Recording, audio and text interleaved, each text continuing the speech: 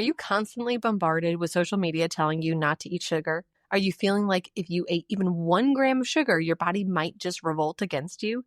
And when you do eat something with sugar, now you feel guilty? Are you confused on what to do? In today's episode, I'm going to break down sugar and sports performance for female athletes. I'll explain what sugar does in your body and if it's something you should include or cut out forever. So tighten your ponytail and let's go. Tired of feeling exhausted after training? Confused about how to fuel your body without all the food rules? Welcome to Female Sports Nutrition, where I'll help you fuel strong, build muscle, and perform your best, all while breaking free from diet culture. I'm Kristen, a sports dietitian, trainer, and Jesus lover, and I'm here to help you fuel with freedom. Lace up your shoes, grab that smoothie, and let's jump in. Are you ready to fuel your body, build muscle, and boost your performance without having to diet at the same time? Are you looking for a tribe of positive, motivating, and uplifting women that will help you when you're struggling? Join my Facebook group, Female Sports Nutrition. Inside, you'll get meal prep and planning hacks, sports nutrition guidance without selling your soul to diet culture, accountability, and a supportive group to share your wins with. What are you waiting for? Join the Female Sports Nutrition group and get a free gift while you're there. I'll drop the link below for you so that you can sign up. Okay, let's talk about sugar. This is a hot topic, especially now in today's day and age of nutrition. What's horrible and what's going to kill you, what's causing all your problems. So sugar's really getting a bad rap. So let's talk about what sugar is, first of all. Simply put, sugars are just carbohydrates. All carbohydrates are sugars in their scientific name, okay? There are a lot of different sugars or should I say carbohydrates. There's monosaccharides, disaccharides, polysaccharides. And so let me just list off some of these for you. So monosaccharides are simple sugars. Disaccharides are double sugars.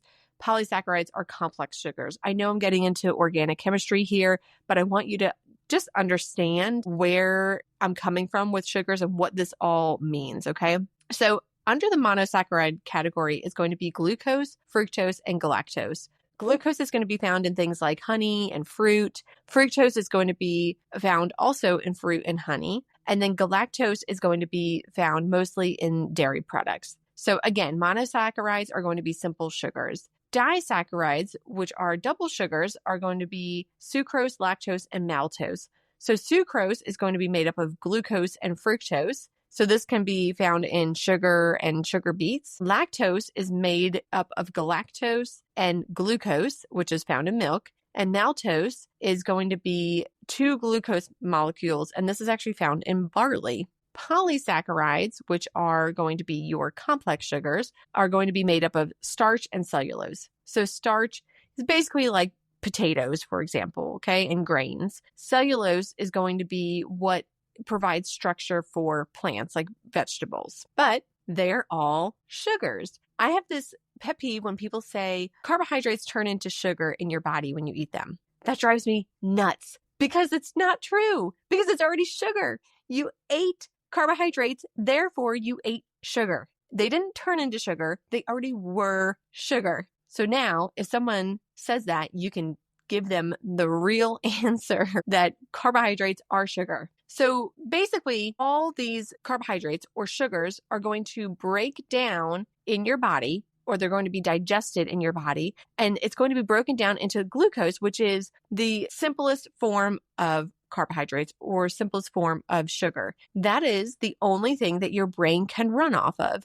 So if you don't have enough glucose, you're immediately going to get brain fog. You're not going to be able to think straight. You're certainly not going to be performing well. Your energy is going to tank and you just won't have any energy for anything. So let's take the ketogenic diet, for example. A ketogenic diet is where you don't really have any carbohydrates or very, very little. And so what winds up happening is your body knows my brain needs glucose to run. So I'm going to take all these fats and proteins and break them down through ketosis and turn them into glucose. So now I have some glucose so that my brain doesn't die. That's basically what is happening. So your body even knows that you need sugar. So you're probably already knowing where I'm going with this, that your body does actually need sugar. And sugar is not the devil. However, does not mean that you need to be eating sugar all day long, okay? So there is really a time and a place for sugar.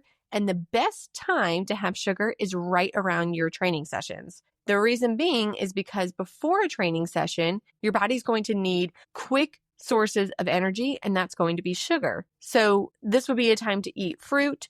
This would be time to have something like a sports drink that has some sugar in there so that it is providing your body with a quick source of energy so that you have some extra energy during your training session. Fat does not give you a quick source of energy. Fat is really going to be something for long-term energy sources. But if you are going to do a high intensity training session or lift weights or something like that, you really need to make sure that you are getting in a little bit of sugar before or a quick digesting carbohydrate. Like I said, fruit is fine. You could do dairy. You could also do a sports drink.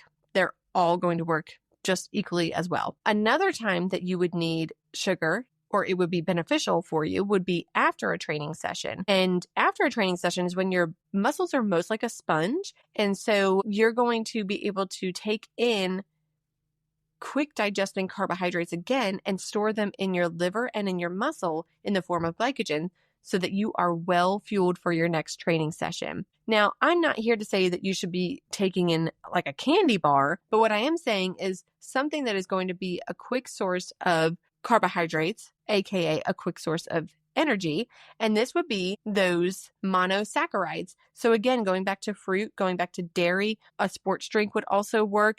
You can do chocolate milk. Chocolate milk is going to actually have extra sugar from the chocolate, and this is actually going to be more sucrose than it is fructose or glucose, but that's going to give you an extra boost of carbohydrates, therefore energy, but it is a form of sugar.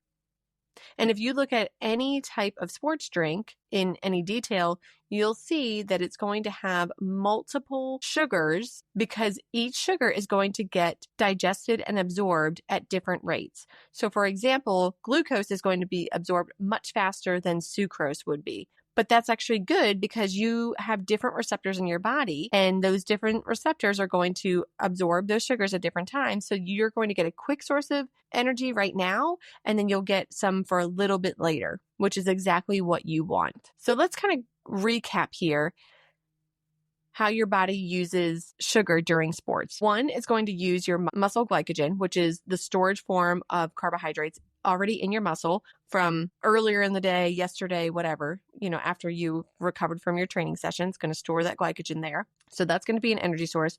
It's also going to use your blood sugar. So that's just the carbohydrates that you topped off your fuel stores with right before your training session. And then 3 is your liver glycogen. So basically when you are running low on energy during your training session, your body is smart and it knows, hey, I need a quick source of energy. I'm going to release some sugar into the bloodstream because my glycogen is low or my energy stores are low. So we can cut out sugar all we want, but our body knows that we still need it. So it has a very sophisticated system of getting your body sugar. So right before and right after training, plus during training, are the best times to take in sugar because this is when your insulin levels are going to be the most sensitive, and this is when you're going to need sugar the most. So you're not going to get these highs and lows of insulin like everybody talks about if you were to eat sugar, because like I said, this is when your body's going to utilize it the most and your insulin is going to be way more sensitive because of exercise. Now,